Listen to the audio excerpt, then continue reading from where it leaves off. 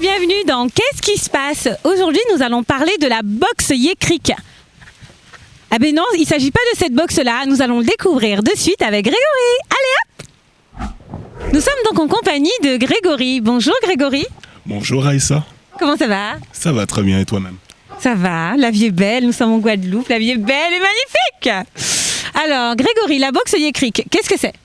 La boxe Yécric, c'est une boxe pour les enfants de 3 à 8 ans. Dédié à la culture caribéenne dans le sens large. Alors quand tu dis une boxe, donc on est bien d'accord qu'on ne parle pas du sport, ok les gars, mais en fait il s'agit d'un outil interactif ou... Exactement. En fait, imaginez tout simplement que, quel que soit l'endroit où vous vous trouvez dans le monde, vous recevez dans votre boîte aux lettres donc cette boxe. Et là-dedans, il y a un magazine, un poster récréatif et un accès grâce à des podcasts, des QR codes à des podcasts. Voilà. D'accord, donc en fait c'est non seulement on touche, on peut manipuler donc le bouquin, mais en plus on a des podcasts, directement en fait sur l'ordi, le portable. Exactement. Sur notre site internet et aussi sur notre chaîne YouTube, on a des audios qui répondent notamment à certains articles sur la biodiversité particulièrement. Mais on va dire la star, c'est quand même le conte antillais avec 2 héros, Coco Lapin et Domino Cochon, qui vivent des aventures toujours autour de la thématique du mois. Et voilà quoi. D'accord, moi je crois que je connais Compé Lapin, je connaissais pas. Exactement, mais en fait Coco Lapin c'est le fils de Compé Lapin. Et Domino Cochon c'est le fils de Compé Cochon. Okay, voilà. Donc on va un petit peu plus loin de ce qu'on connaît déjà, mais on reste sur la même base. D'accord. Et d'où est venue cette idée? J'ai toujours voulu travailler, en gros mon domaine c'est la culture, et j'ai toujours voulu travailler dans un projet qui puisse nous aider, nous, Antillais, Guadeloupéens, Martiniquais, à une revalorisation de notre patrimoine. Et en 2015 j'ai eu ma fille. Longtemps je voulais travailler pour les adultes, et lorsque ma fille est arrivée, ça a été une évidence, quoi. C'était la transmission de l'adulte vers l'enfant. Et donc j'ai cogité, et un jour j'ai reçu PandaCraft. Je ne sais pas si tu connais PandaCraft. Et là je me suis dit, mais pourquoi pas faire du PandaCraft, mais à notre sauce, la sauce chien, comme on va dire. La sauce chien, les gars. Mais oui, c'est ça. Et de là, en fait, c'est de là que tout est né. Évidemment, faire du PandaCraft, c'est quand même beaucoup d'argent, donc on fait les choses à une moindre mesure, mais l'objectif étant toujours de gagner en qualité, proposer donc aux parents antillais et aux amoureux des Antilles aussi, de pouvoir avoir accès à ce type de produit. Et tu penses que ce type de produit est nécessaire aujourd'hui? On en a besoin en Guadeloupe? Ou dans la Caraïbe, est-ce qu'on en a besoin? Je pense que, en tout cas, nous, dans notre réalité des Antilles françaises, on a, je pense, réellement besoin. Et je crois que le contexte de l'actualité de cette année, enfin l'année dernière particulièrement, nous l'a montré. Aussi bien la chute des statuts en Martinique qui s'est poursuivie sur la Guyane, sur la Guadeloupe. Il y a eu pas mal de revendications identitaires qui parfois pouvaient être erronées et parfois non. Il était nécessaire qu'on puisse avoir un outil ludique, pédagogique, tourné vers les enfants qui puisse parfois éclairer tout simplement les parents et les enfants sur certaines questions. D'accord. Et du coup, en fait, par exemple, le manuel dont tu parlais, on peut trouver quoi dans ce manuel? Toujours une thématique culturelle, donc comme je disais, très large. Le premier, c'était sur les tremblements de terre. Le deuxième, voilà. Sur les tremblements de terre, qu'est-ce qu'on peut trouver pour les tremblements de terre? Très simple, les consignes. Comment on vit, nous, aux Antilles, avec les tremblements de terre? Quelle attitude d'observer? On est à la maison, on est à l'école, comment réagir? On est à l'extérieur, comment faire?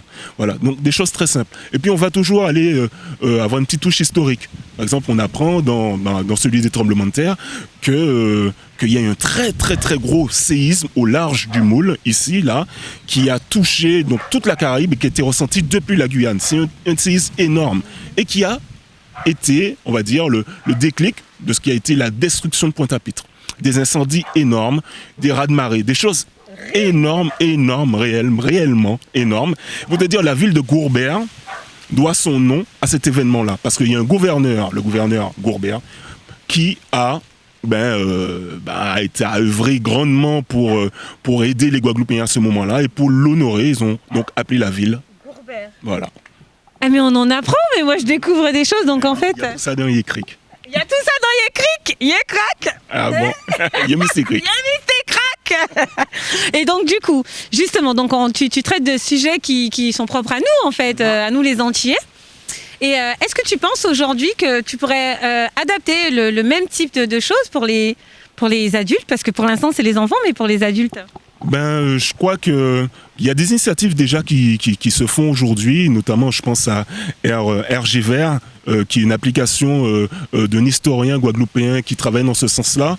Donc je n'ai pas cette prétention-là. Non, on va vraiment laisser les personnes qui savent faire avec du contenu beaucoup plus large, vraiment très très recherché, parler à des adultes.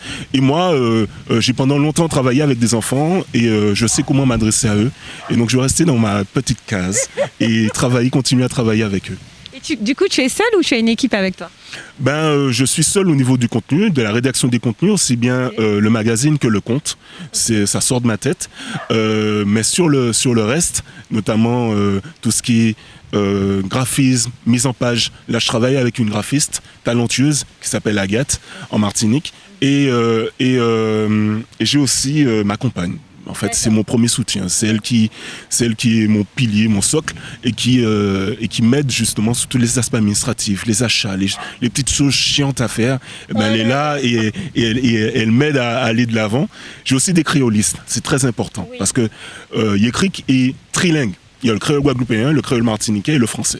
Okay. Et au niveau des créoles, je voulais pas que ça soit du n'importe quoi. Okay. Donc, je me suis appuyé sur des spécialistes des langues créoles et qui donc corrigent, me disent non, ça c'est bien, ça c'est pas bien. Et quand c'est validé, là ça part en impression. Okay. Donc, ce que les enfants lisent en langue créole dans Yécrac, ça passe au n'importe quel côté. Elles en comprennent. Ok. Et du coup, quels sont les projets pour l'avenir? Tu vois quoi? Qu'est-ce que tu envisages? Est-ce qu'il y a autre chose? L'avenir immédiat, ça serait d'intéresser les écoles, qu'elles puissent nous dire, voilà, on serait intéressé à proposer à nos parents d'élèves de pouvoir souscrire directement. Donc nous, ça nous aiderait beaucoup au niveau de l'expédition. Et puis, ça nous permettrait de toucher beaucoup de monde. Et puis, on va dire, un doux rêve serait, malgré tout, de pouvoir élargir notre tranche d'âge. Aujourd'hui, on est sur du 3-8 ans, mais pourquoi pas proposer du 2-5 ans et puis du 5-10 ans. Pourquoi pas? Et puis, pourquoi pas proposer d'autres types d'outils? Pourquoi pas? Il y a beaucoup de choses à faire. Mais ça, Gandhi a fait ça que dirait. Trop précis, pas qu'à faire jour ouvert. Donc, on nous prend temps, nous. Mais il faut faire doucement mais sûrement, comme on dit. Mais en tout cas, c'est très très bien. Et on souhaite, pourquoi pas, dans l'avenir, avoir un décompte de Yécrac qui serait étudié en école primaire, par exemple. Ce serait formidable. Et pourquoi pas, carrément, une animation? T'imagines Coco Lapin Domino Cochon là, hein, dans des petites animations là et tout. Voilà, je crois que tu toucherais beaucoup d'adultes qui se rappelleraient comme moi de quand on était plus jeune. Enfin, je retire ce que je viens de dire parce que je suis pas vieille. Mais bon, en tout cas, super. Alors aujourd'hui, comment on fait pour accéder à Yécrac, à la box Yécrac et pour te contacter? Un seul lien pour le moment, c'est notre site internet www.laboxyécrac.com. Voilà. Et là, vous avez plusieurs types d'abonnements qui sont proposés, 3 mois, 1 an ou de façon mensuelle, sans engagement, je tiens à préciser. Donc, vous prenez maintenant, finalement, ça ne vous plaît pas, mais vous désabonnez le lendemain. Il n'y a pas de souci. Et donc, c'est la façon de pouvoir adhérer. Aujourd'hui, peut-être plus tard, on pourra rentrer dans certaines librairies, mais c'est pas pensé comme ça. On aime bien l'aspect abonnement dans la boîte aux lettres. On trouve ça quand même plus cool, quoi. Ouais. Plus cool. Okay. C'est plus cool? C'est plus cool. En tout cas, merci beaucoup, Grégory. Hein. Je t'en prie. Ouais. C'est un plaisir. C'est un plaisir. Et c'est toujours un plaisir également de vous retrouver dans Qu'est-ce qui se passe. Et j'espère que vous avez bien noté l'adresse internet www.laboxyécrac.com. Et moi, je vous donne rendez-vous très très bientôt. Mais n'hésitez pas également à liker la page Qu'est-ce qui se passe sur Facebook, à également la suivre et voir les petites aventures d'Hervé et Raïssa. À très bientôt pour de nouvelles aventures dans Qu'est-ce qui se passe sur Éclair TV. Allez, kiss kiss badaboum, bye bye.